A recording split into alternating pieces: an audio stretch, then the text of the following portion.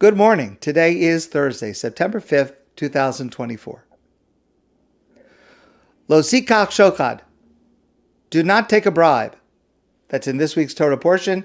The name of the portion is Shoftim, which means judges, and much of the Torah portion is about the judicial system and the comportment of judges. It's about other things also, but that's the main theme. Lo sikach shochad. Don't take a bribe. Ki hashochad ya'aver einei chachamim, because taking a bribe blinds the eyes of one who is wise. V'salef divrei tzadikim, and taking a bribe distorts the words of one who is righteous. The wording of that verse is very precise. The Torah does not say, if you take a bribe, you will decide the case differently, you'll throw the case. I mean, that's obvious. But ya'aver, to say that taking a bribe blinds the eyes of the wise, means you won't even see it. A bribe works on a person such that they don't even realize that they have distorted from the truth. There's an amazing story about Rabbi Yehoshua Falk. Rabbi Yehoshua Falk was one of the greatest Talmudic scholars. He lived in the late 1500s in Europe. He wrote a commentary to the Talmud that is standard work in every single yeshiva in the world today. And he also wrote the standard commentary on Jewish civil law called Sma, Sefer Me'iras Einayim. It is the standard commentary on the volume of Shulchan Aruch, Code of Jewish Law, that deals with civil law. He was an absolute expert. He was a judge, and he was an absolute expert in every area of civil law. So there's a story about him that he once had a dispute with another person. And so when two Jews have a dispute, they take the dispute to Bet Din. Well, who is Rabbi Falk going to go to for a Bet Din? He himself was a judge.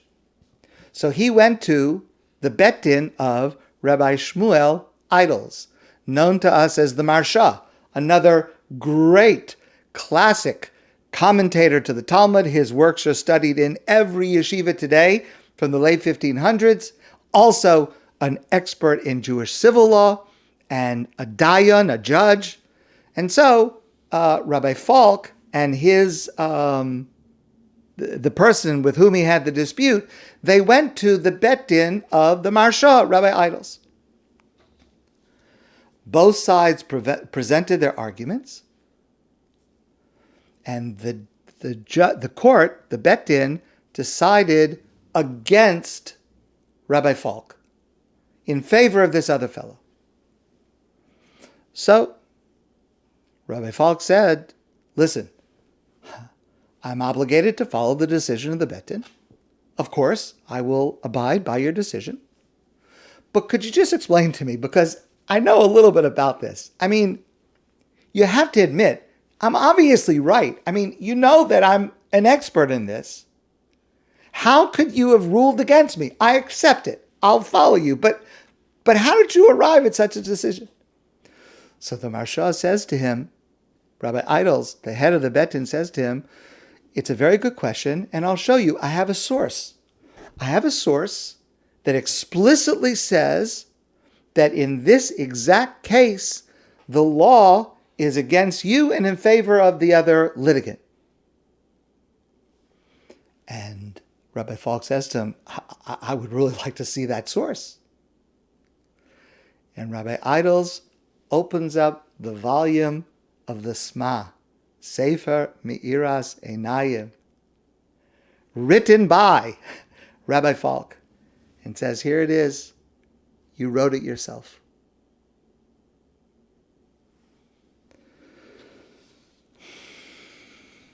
Because when we have a personal motive, we are blinded. Of course, Rabbi Falk wasn't trying to decide the case dishonestly in his mind.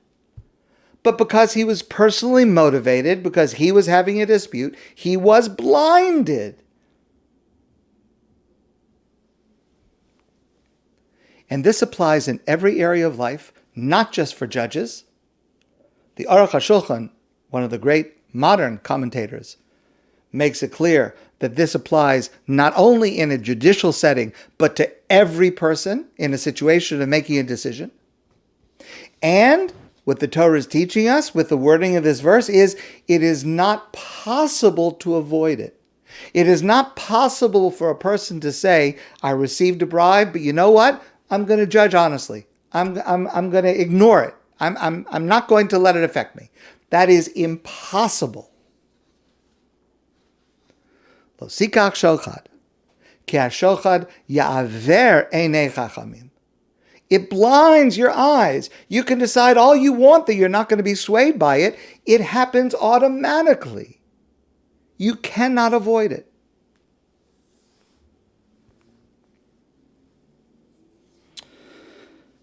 There's a researcher, his name is Professor Dan Ariely. Dan Ariely wrote a number of well-known works. One of the books that he wrote, he's most well-known for, is a book called Predictably Irrational. And he has studies that show what the Talmud teaches. And what the Talmud teaches basically is that there are three types of people who are affected by bribes: men, women, and children. Everyone is affected by bribes. Everyone is affected by a financial conflict of interest, including people who don't think that they are affected. Because we see what we want to see, not consciously lying. Again, V'salef divrei tzadikim, it distorts the words of the righteous. We're talking about a righteous person. We're not talking about a corrupt judge. We're talking about a righteous person.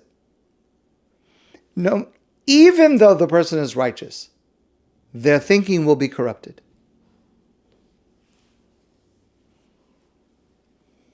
So, I want to just give this example. And before I share this, I want to just say, I love dentists. I have a dentist that I love. He's wonderful.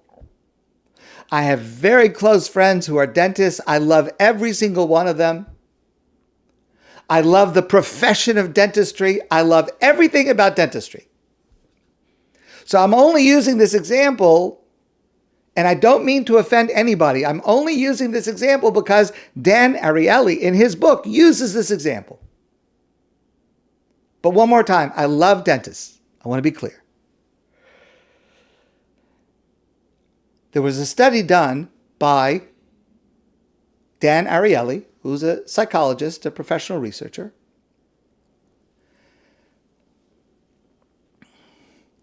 A study of people who went to the dentist. And the dentist detected a cavity on the x-ray. Not by seeing the cavity or not by the patient feeling the cavity, but they saw the cavity on the x-ray. Then they had the patient go to another dentist who took an x-ray, and they asked,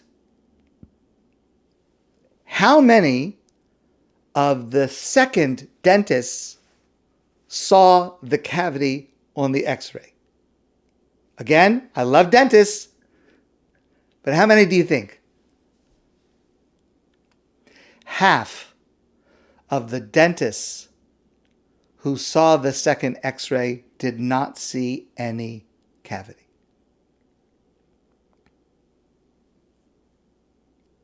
Now, again, I love dentists, and I don't mean to pick out dentists. The same is true for rabbis and lawyers and every professional.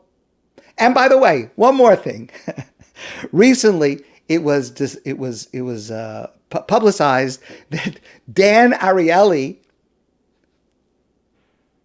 falsified his data. So he's writing on the subject of dishonesty, and he was found to have falsified his data. Okay, so I'm just using the example that he gives. But the Talmud goes even further than that. The Talmud says, Masechta Ksuvos, what does the word shochad mean? Of course, the translation is a bribe, but what's the etymology of the Hebrew word shochad? Says the Talmud, shehu chad. He becomes one.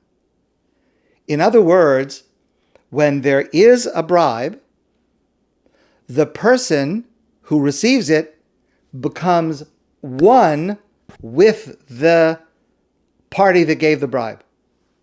In other words, the effect of a bribe is automatic. It is subconscious. Again, we're talking about a righteous judge, not a corrupt judge. It is subconscious, and here's the point, it is not possible to guard against. The only way is not to accept it. That's the only way to come out of this with an authentic ruling. And the Talmud goes even further. It's not only financial conflicts of interest. The Talmud says, Eino tzarech lomar shochad mamon. Obviously, a bribe that is monetary, that's financial, is prohibited. Ela afilu shochad dvarim nami asar. Even a bribe that is words, verbal. What do you mean a verbal bribe? Hechidami, what kind of case is this? Gihad Shmuel. Like the case of Shmuel. Shmuel was one of the great scholars in the Talmud, mentioned hundreds and hundreds of times, and he was also a dayan, a judge. One day Shmuel hava avar b'mavra. He was going from one side of the river to the other side of the river. He was taking a ferry across the river to go to the courthouse because he had cases that day. Asahu gavra yoav leyadeh. So as he's stepping out of the ferry onto the bank of the river, a fellow holds out his hand to help him so he doesn't trip, so he doesn't fall. I mean, it's just a normal thing that you would do. Amalei. So Shmuel said to this fellow, "Ma yavidetech? What are you doing? Thank you, but what are you doing today? Where are you going today?" Amalei dina isli. The man said, "I'm going to court. I have a court case in Bet Din today." Amalei, Shmuel said, "Psilna l'chaladina. I have to recuse myself from judging you because I have been improperly motivated by your help." It's a simple act of what anybody would do to hold the door open for someone, to help somebody getting off a shaky platform. It's nothing. Psil nilchaladina. I have to recuse myself. That in itself creates a situation where, again, subconsciously, automatically, without me even realizing, I might not be purely objective about the case. So Rabbi Avraham Pam, I've quoted him to you many, many times, a great, great Torah teacher and leader of the previous generation. Rabbi Avraham Pam asked the following question. Shmuel, who is such an expert in Jewish law and such a well-known judge, he couldn't remain impartial? He couldn't guard himself against such a slight influence? I mean, he wouldn't be able to say to himself, with himself, okay, the guy said hello to me. I'm not going to pay attention to it. I mean, Shmuel, the great judge? Rapam gave a fascinating answer, and it is so relevant to us. Rapam said, the lesson that the Talmud is teaching is not so much about judicial integrity. That's not the point. It's about gratitude. It's about how obligated, how indebted we should feel for even the slightest kindness. Someone holds the door for you. Someone puts out their hand on a shaky place so that you can walk. It's not nothing. It's something. It's significant. If it's really nothing to you, then it won't mean anything to you. But what the Talmud is teaching you is it's not nothing. I've shared stories with you before, and you all know stories of the simplest gesture, the most nothing at a moment can change your entire outlook. Walking down the street and you're not feeling well and you're distracted and someone comes and says, "Good morning." Good morning. I mean, I'm sure you've had the experience. I've had the experience where it changed my whole day. It took me out of myself. Good morning. Wow. That's like contact with a human being. It's not nothing. To be in the hospital and you're anxious and you're in pain and you're I remember having a test and it's painful. And a nurse, I remember this once, a nurse, she just took my hand and she held my hand. It's nothing,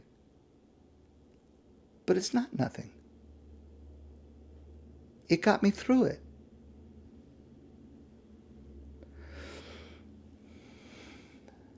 All too often we go to the other extreme.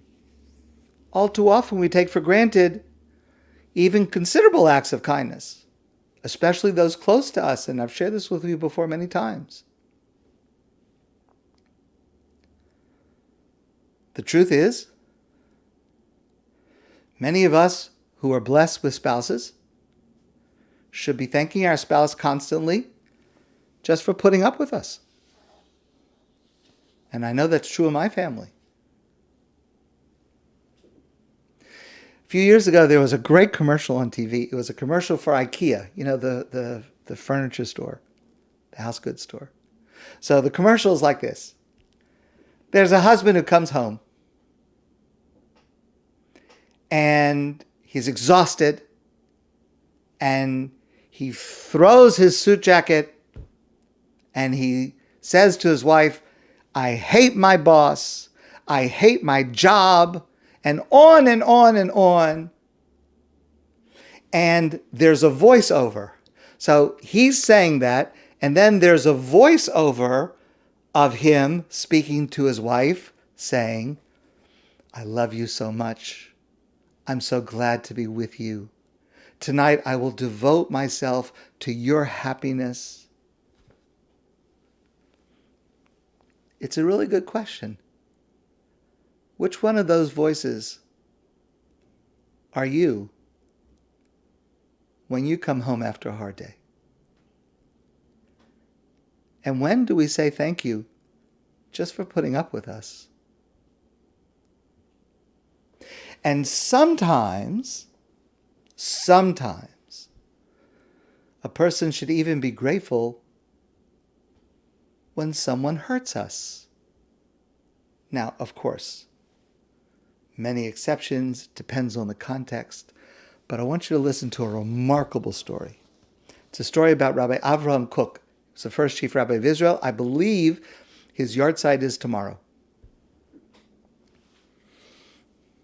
So before he moved to Israel, he was a rabbi in Eastern Europe, in Latvia. And in the summers, as was common, he would go to the seacoast, to the Baltic seacoast for a little rest and relaxation for a while in the summer. And a lot of the European rabbis would do this. And they were in a place where they were making a minyan, to daven, to pray with a minyan. And there was another rabbi who happened to be there that day, and his name was Rabbi Reuven Ben Gus. If you remember, a few days ago I told you a story about Rabbi Ben Gus. So this is a different story. So Rabbi Bengus was there, and he had yahrzeit. So he wanted to have a minyan so that he could lead the davening, and so that he could say Kaddish, because he had yahrzeit. But in this building, there was more than one minyan, and there were lots of people walking around. And so he had 9 people. So he went out into the hall just to find another Jew to join the minyan. They'd have a minyan. It's not uncommon to look for the 10th to make a minyan. Unbeknownst to Rabbi Bengus, the man that he asked to come in was actually part of a different minyan. And by this man coming in, Rav Bengus had a minyan, but the other group now only had 9. Now Rav Bengus didn't realize this, and the man didn't say anything. But part of that other group, there was a certain fellow who also had yahrzeit that night, and who was very, very angry that he had a minyan, a separate minyan, and this Rabbi Bengus, who was very well known, this Rabbi Bengus came away and took away someone from his minyan. Again, it was completely accidental. But this man from the other group started yelling at Rav Bengus and screaming and cursing him. How could you do such a thing? Cursing him in public. And Rabbi Bengus was a well-known, respected rabbinic authority. And this man is yelling, cursing at him. Rav Kook is present. Rav Kook walks over to this man, and this is Rav Avraham Kook, who is known to us with his great Ahavas Yisrael, his love of every single Jew, his gentleness, his calmness. Rabbi Kook watches this. Rabbi Kook walks over to the man and slaps him. How dare you disrespect such a scholar in public? How dare you? The man is now more furious. The man says, I'm taking you to court. I'm going to the non-Jewish court, and I'm going to accuse you of assault, and you're going to be put in jail. People came over to Rav Kook. They said, listen, maybe you should just apologize. Let's calm things down. You don't want to get the court involved. Let's just keep things calm. Rav Kook said no. Rav Kook said, listen, if he would have insulted me, I wouldn't have said anything. I wouldn't have done anything. But to insult publicly a Torah scholar, a person is required to stand up for the honor of a Torah scholar. I don't regret that I did it. If he's going to take me to court, let him take me to court. Okay, in any event, a few days passed, and the fellow got over his anger, and he had a change of heart. And he came to Rav Kook. I'm not taking you to court. I apologize for my outburst. Now I realize that Rabbi Bengus didn't do it intentionally. I shouldn't have responded like that. And I'm not upset with you for slapping me. And he apologized. Okay, fine. Years later, Rav Kook went on a trip to America. And lo and behold, he sees this fellow who he had slapped all those years ago. And this fellow says to Rav Kook, I cannot thank you enough. And he shows him he's wearing a big fancy gold watch, this man in New York. And he says, I am so grateful to you for what you did.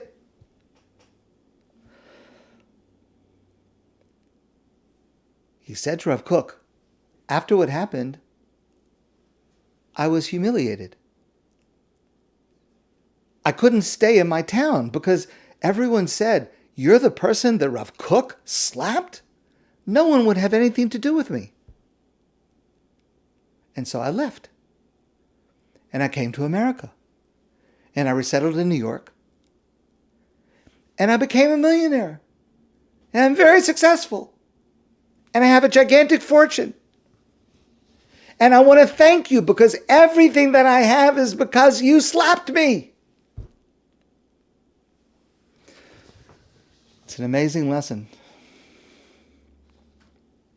Sometimes we have to be grateful even for someone who slaps us, in the right context. So we should try to remember that the next time we get slapped. Or at the very least, the next time you come home after a long, hard day. My friends, I wish you a great day, and I look forward to seeing you soon in person.